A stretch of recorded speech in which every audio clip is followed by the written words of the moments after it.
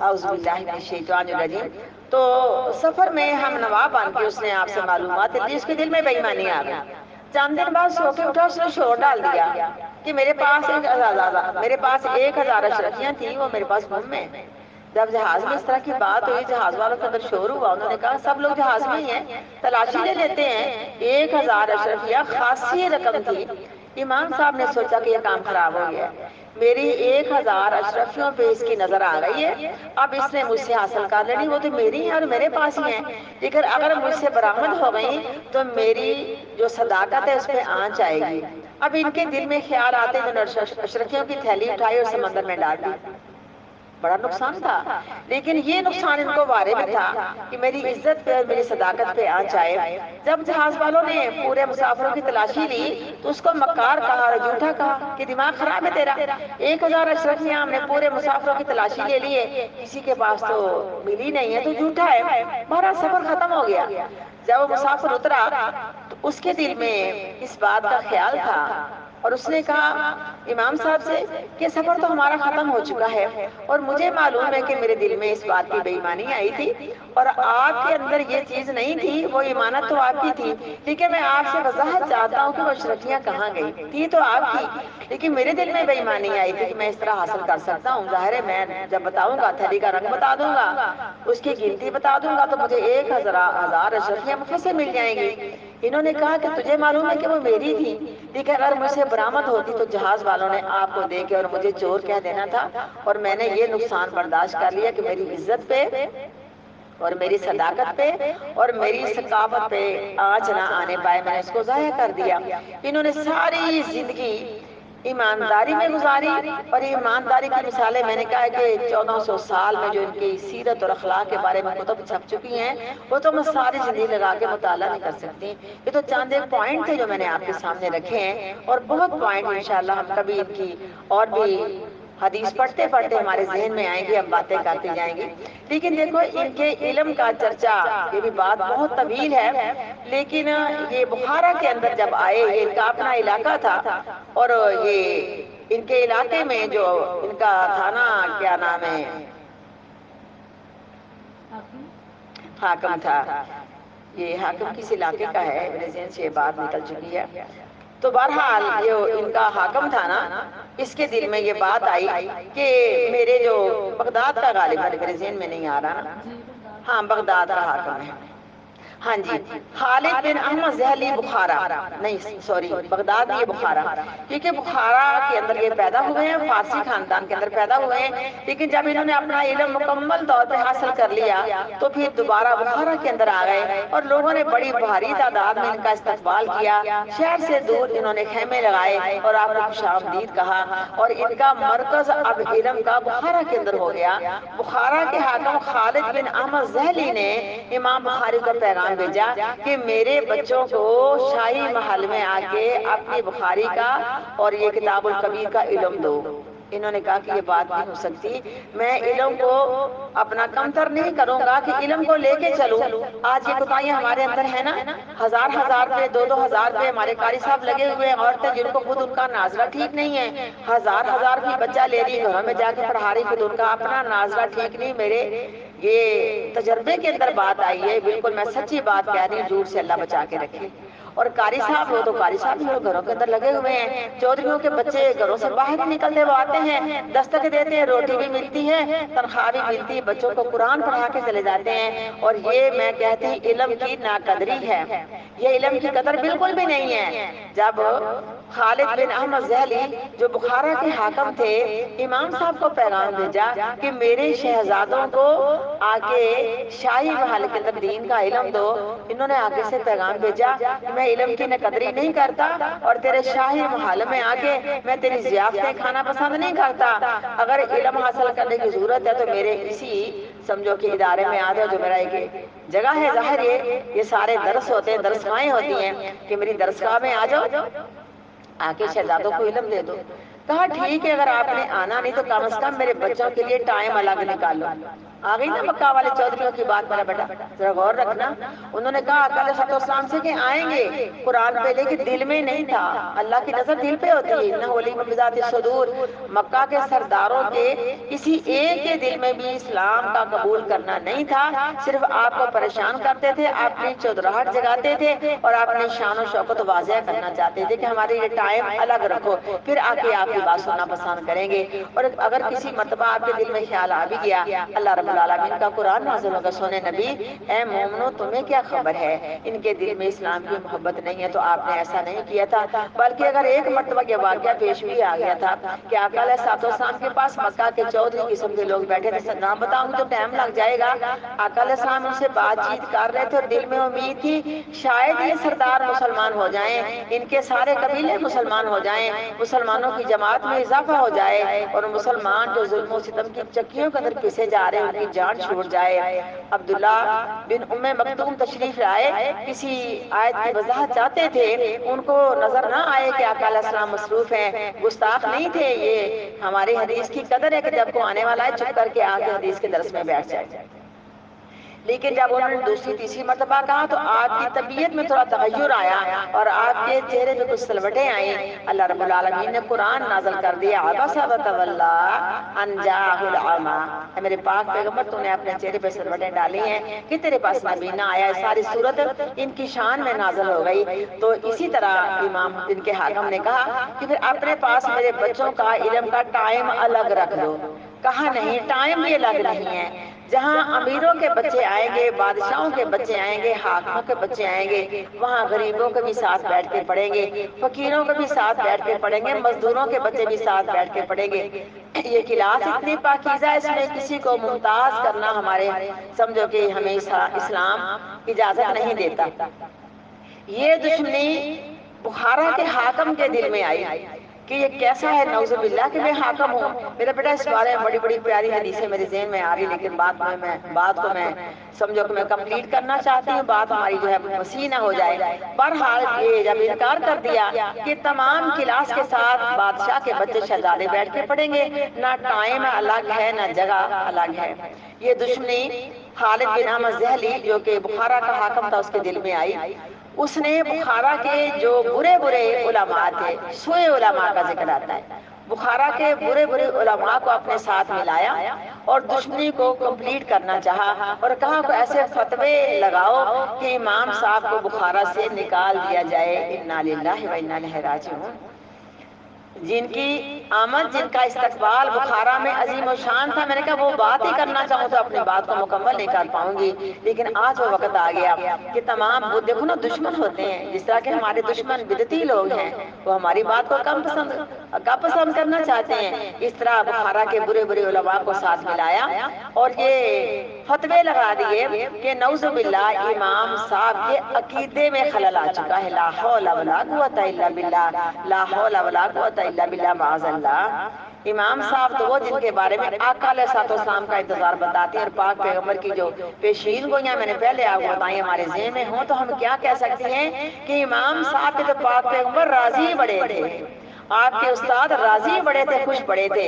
لیکن جب فتویٰ لگ گیا اور امام صاحب کو بخارا سے نکال دینے کا حاکم کا آرڈر آ گیا، اب امام صاحب اس ماں کے بیٹے جو مستجاب الدعوات ہے، اس ماں کے بیٹے ہیں، ایک محدث کے بیٹے اسماعیل کے.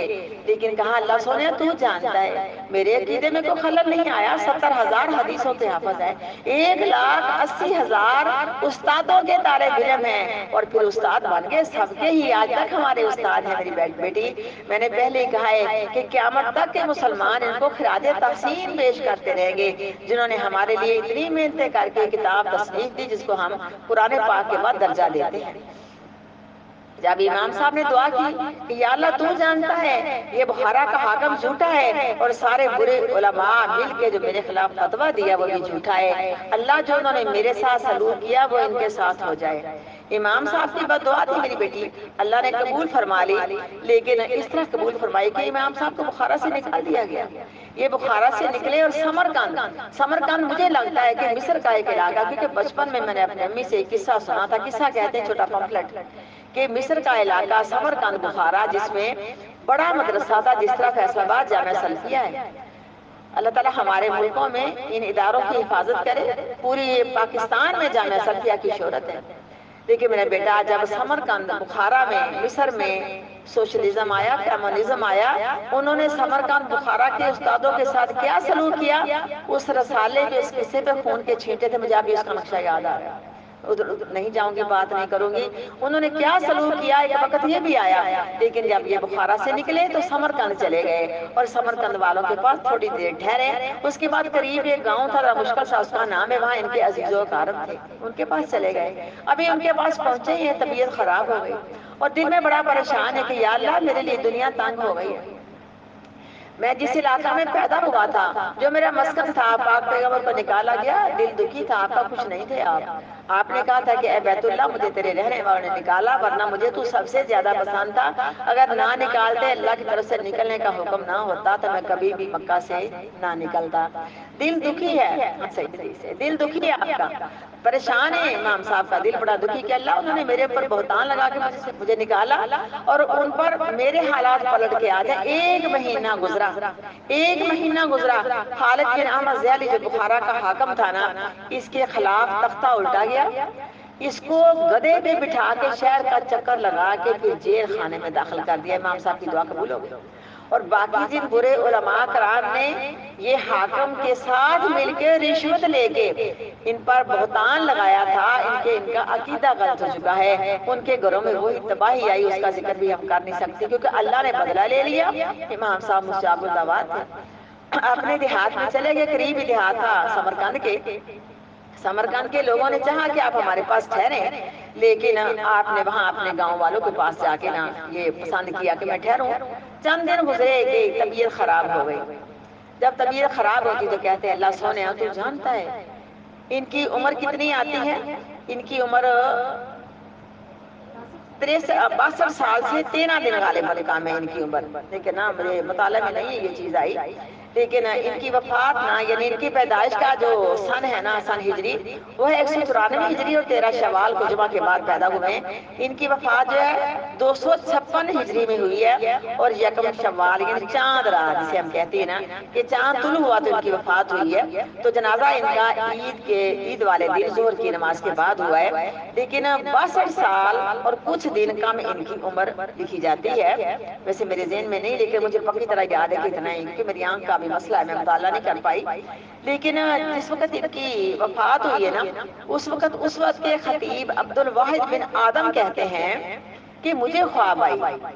یعنی خطیب عبد الواحد بن آدم کہتے ہیں، خطیب عبد الواحد بن آدم کہتے ہیں کہ مجھے خواب آئی کہ نبی کریم صلی اللہ علیہ وسلم نا چند صحابہ کرام کے ساتھ نا کسی کا انتظار کر رہے ہیں.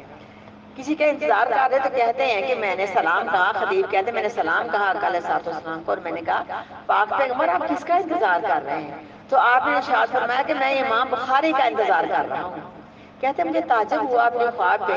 یہ خطیب عبد الواحد بن آدم کہتے ہیں کہ مجھے اپنے خواب پہ تعجب ہوا کہ آقا علیہ الصلوۃ والسلام چند صحابہ کرام کے ساتھ ہیں اور انتظار کر رہے ہیں. میں نے سلام کر کے پوچھا کہ سونے نبی جی کس کا انتظار ہے؟ تو آپ نے فرمایا مجھے امام بخاری کا انتظار ہے. لیکن اس وقت یہ نہیں ہوا کرتا تھا کہ ٹیلی فون کے ذریعے فوراً رابطہ ہو جائے. کچھ رابطے دیر سے ہوا کرتے تھے. لیکن جب خبر پہنچی کہ امام صاحب وفات پا چکے ہیں، ان کی وفات چاند رات ہوئی ہے، یعنی شوال کا چاند نکلا ہے تو فوت ہوئے ہیں، اور عید والے دن ظہر کی نماز کے بعد ان کا عظیم الشان جنازہ ہوا ہے. اور یہ علم کا چراغ مستقل طور پہ دنیا میں محنتوں میں کامیاب ہو کے اللہ کو جا ملے ہیں.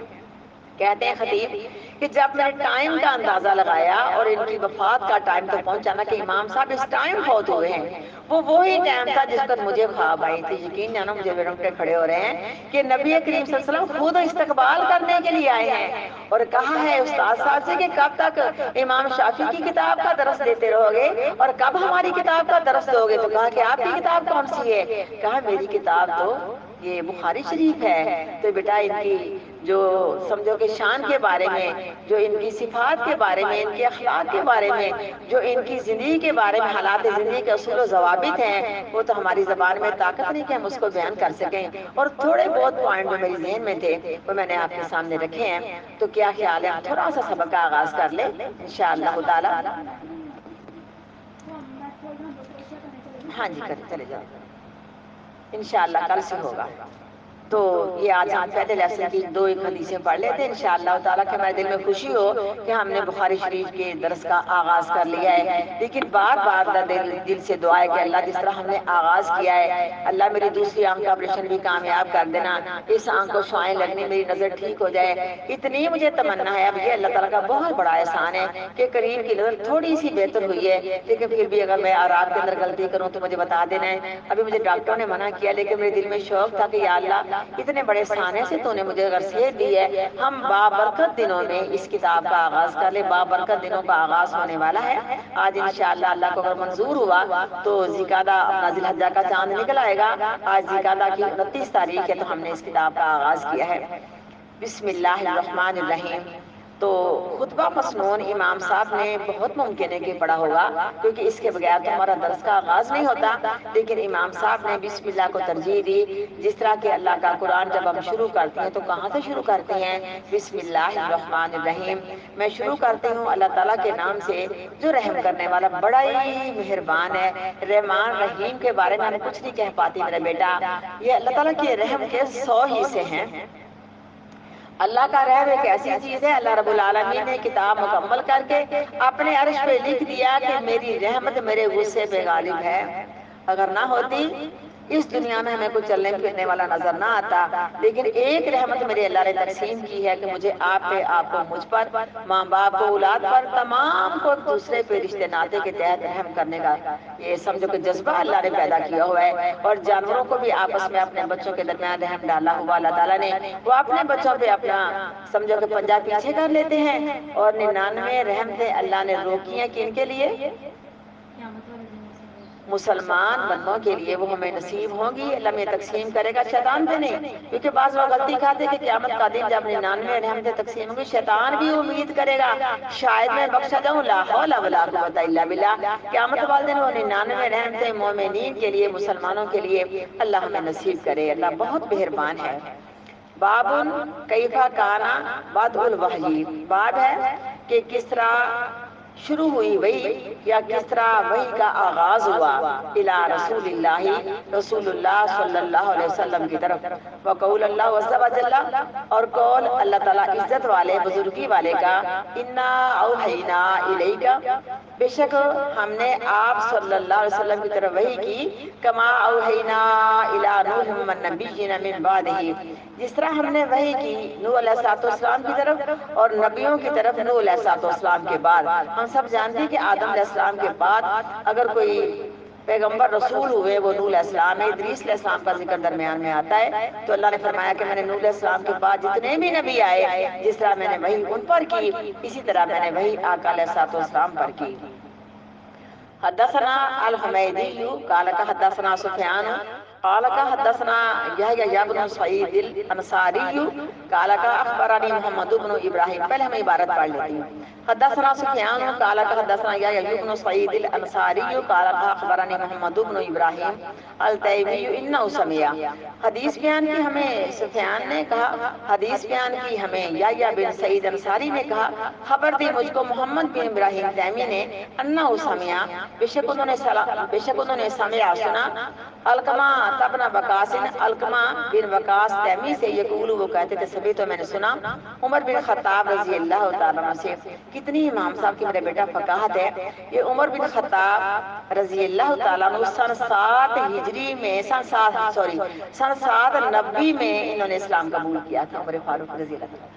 تو امام بخاری نے سب سے پہلے حدیث عمر بن خطاب کی بیان کی ہے۔ سن 7 نبی میں جب انہوں نے اسلام قبول کیا، پھر صحابہ کرام کو حرم کے اندر آ کے نماز پڑھنی نصیب ہوئی، اور پھر انہوں نے للکارا کہ جس نے اپنی بیویوں کو بیوہ کرنا ہے اور اپنے بچوں کو یتیم کرنا، وہ آ کے میرا مقابلہ کرے۔ اسلام کو تقویت پہنچی، اور پاک پیغمبر کی دعا سے عمر بن خطاب کو اللہ نے اسلام قبول کرنے کی سعادت نصیب کی تھی۔ آپ نے 2 مانگے تھے، ابو جہل بن ہشام دے دے اللہ مجھے، یا مجھے عمر بن خطاب دے دے، لیکن جس کے دل میں اسلام کی محبت تھی وہ آپ کو اللہ نے دے دیا، سمجھو کہ اسلام کی کلے میں مسلمان آ گئے۔ کہتے میں نے سنا عمر بن خطاب رضی اللہ تعالیٰ عنہ سے علی المنبر، پاک پیغمبر کے منبر پر، یقول آپ فرماتے، یعنی وہ کہتے ہیں عمر فاروق، سبھی تو میں نے سنا، رسول اللہ صلی اللہ علیہ وسلم سے یقول، آپ فرماتے ہیں انما الاعمال بالنیات، بے شک عملوں کا دار و مدار نیت پر ہے، یعنی جس نیت سے انسان نے عمل کیا اسی نیت سے اس کو ثواب پہنچے گا، بے شک عملوں کا دار و مدار نیت پر ہے۔ وَإِنَّمَا لِامْرِئٍ مَا نَوَىٰ، اور بے شک آدمی کو وہی ملے گا ما نویٰ، جس کی کرنے کی اس کی نیت ہوگی، یعنی جس نیت سے اس نے کام کیا اس کو اسی نیت کے مطابق ثواب ملے گا۔ بے شک عملوں کا دار و مدار نیت پر ہے، اور بے شک آدمی کو وہی ملے گا جس کی اس نے نیت کی۔ فَمَنْ كَانَتْ هِجْرَتُهُ إِلَىٰ دُنْيَا يُصِيبُهَا، پس جس شخص نے ہجرت کی دنیا حاصل کرنے کے لیے، یصیبُهَا یا دنیا کی طرف، یصیبُهَا کہ دنیا کو حاصل کر لے، یا عورت کی طرف یعنی کہ اس سے نکاح کر لے، فَهِجْرَتُهُ إِلَىٰ مَا هَاجَرَ إِلَيْهِ، پس اس کی ہجرت اسی کی طرف لکھی جائے گی یا گنی جائے گی جس کی طرف اس نے ہجرت کی، یعنی جس کام کے کرنے کی ہجرت کی نیت کی اس کو وہی ثواب ملے گا۔ اس کی تشریح میں امام صاحب لکھتے ہیں، نبی کریم صلی اللہ علیہ وسلم کے ساتھ مکہ سے ہجرت کرنے والا ایک آدمی جس نے مدینہ کے اندر رہنے والی عورت سے نکاح کرنا چاہا، لیکن مدینہ کی اس عورت نے کہا کہ میں نکاح تجھ سے کرنا چاہتی، لیکن مکہ مدینہ آج بھی یہی نا، تو اس نے اس عورت سے نکاح کرنے کے لیے مکہ چھوڑا تھا، تو اس کو مہاجر ام قیس کہا جاتا تھا، مہاجر ام قیس کہا جاتا تھا۔ اس نے ام قیس سے نکاح کرنے کی نیت کی تھی، تو امام صاحب سب سے پہلے حدیث کو لائے ہیں۔ تو میرے بیٹا سب لوگ ہم نیت کو حاضر کر لیں، ہم نے حدیث پڑھنی ہے تو اللہ اس کے پیغمبر کی رضا کے لیے حدیث پڑھنے کی ہمیں قرآن کے ساتھ حدیث سے تشریح مل جائے۔ حدیث پڑھنے کا درجہ بڑا زیادہ ہے، جب تک قرآن و حدیث پر ہمارا ایمان نہیں تب تک ہمارا اسلام مضبوط نہیں۔ آقا علیہ الصلوۃ والسلام نے ارشاد فرمایا، ترکت فیکم امرین لن تضلوا ما تمسکتم بہما کتاب اللہ و سنت رسولہ، میں تمہارے اندر دو چیزیں چھوڑ کے جا رہا ہوں، اللہ کا تم نے اس کو مضبوطی سے پکڑنا، تم کبھی بھی گمراہ نہیں ہوگے۔ اور صرف قرآن کو پڑھنے والے، عمل کرنے والے دہریہ قسم کے لوگ ہم نہیں ان کو مانتے، قرآن کے ساتھ حدیث پڑھنی ہوگی۔ قرآن پاک میں جہاں بھی لفظ حکمت کا آتا ہے، امام صاحب نے اس کا ترجمہ حدیث کیا ہے۔ ہم نے اس حدیث کو اللہ کی رضا کے لیے پڑھنا کہ یا اللہ قرآن کے ساتھ حدیث کا علم جو ہمیں پڑھ کے ملے گا وہ ہم اس کے برابر اس کو نہیں سمجھتے جو کہیں سن سنا کے عمل کر لے۔ اللہ تعالیٰ ہماری جو ہے نیت کو خالص قبول کر لے، لیکن نیت خالص ہے تو کام کا ثواب ملے گا، بے شک وہ کام میرے بیٹا دنیا کا کیوں نہیں ہے، کیونکہ اس کے متعلق بھی امام بخاری نے ایک حدیث نقل کی ہے۔ نبی کریم صلی اللہ علیہ وسلم کے دور میں مسجد نبوی کے پاس ایک آدمی نے اپنا گھر بنایا، اس نے اپنے گھر میں ایک کھڑکی رکھی، تو آقا علیہ السلام نے پوچھا کہ تو نے کھڑکی کس نیت سے رکھی ہے؟ کہا سونے نبی جی ہوا کی آمد و رفت ہو رہی ہے نا، ہوا کی آمد و رفت ہو مجھے روشنی ملے۔ تو آپ نے فرمایا کہ تو کھڑکی رکھتے وقت یہ نیت کرتا کہ مجھے اذان کی آواز آئے، مجھے جمعے کا پتہ چل جائے، نماز کے ٹائم کا پتہ چل جائے تو تجھے کھڑکی رکھنے کا بھی ثواب ملنا تھا، ہے نا بات۔ ہم نے جو کچھ بھی کرنا ہے اس کلاس میں کہ یہ میرا مدرسہ ہے، یہ میرا مدرسے کے اوپر جو گھر ہے میرا مدرسہ ہے، کیونکہ میں 2 ٹائم جامعہ نہیں جا سکتی، یہ میرا مدرسہ ہے۔ آپ نے اپنے گھر سے چلنا ہے تو کس نیت کے ساتھ؟ اللہ میں تیرے پیغمبر کی حدیث پڑھنے جا رہی ہوں تاکہ مجھے علم مل جائے، میں قرآن پڑھ کے حدیث پڑھ کے میری عملی زندگی بہتر ہو جائے، تو ہماری نیت خالص ہونی چاہیے۔ ایک آنکھوں دیکھا واقعہ مجھے یاد آ گیا، میں کل پر سنایا بھی کرتی ہوں، مجھے وہ بھولتا بھی نہیں ہے۔ ایک آدمی اپنے گھر والوں کے لیے پانی لاتا تھا، اب دیکھو فلٹر کا پانی باہر سے ملتا ہے نا، بڑی بڑی دور کے لوگ بھی پانی لے کے جا رہے ہیں، میں نے سنا کہ بڑی بڑی دور کالونیوں کے اندر یہاں سے پانی جاتا ہے اور پانی فلٹر شدہ بڑا اچھا ہے۔ ہمارے محلے کے اندر کتنے فلٹر لگے لیکن اس گلی کا فلٹر بہت اچھا ہے، پانی بھر کے لاتے ہیں نا۔ اس وقت کنویں سے پانی بھر کے اپنے گھر میں استعمال ہوا کرتا تھا، گھروں میں پانی کا انتظام نہیں تھا۔ اللہ کا نیک بندہ کنویں سے پانی بھر رہا ہے، کبھی کنواں دیکھا کتنی مشکل سے چلا چلا کے ڈول بھر کے اوپر آتا ہے، پھر مشکیزے میں ہوتا ہے، پھر کتنے ڈول ڈال کے مشکیزہ بھرا جاتا ہے۔ کچھ لوگ اس آدمی کو دیکھ رہے ہیں نیک بندہ پانی بھر رہا ہے، اس نے اتنی مشقت کے ساتھ پانی بھرا، دوبارہ مشکیزہ سارا کنویں میں الٹا دیا، پھر بھرنا شروع کر دیا۔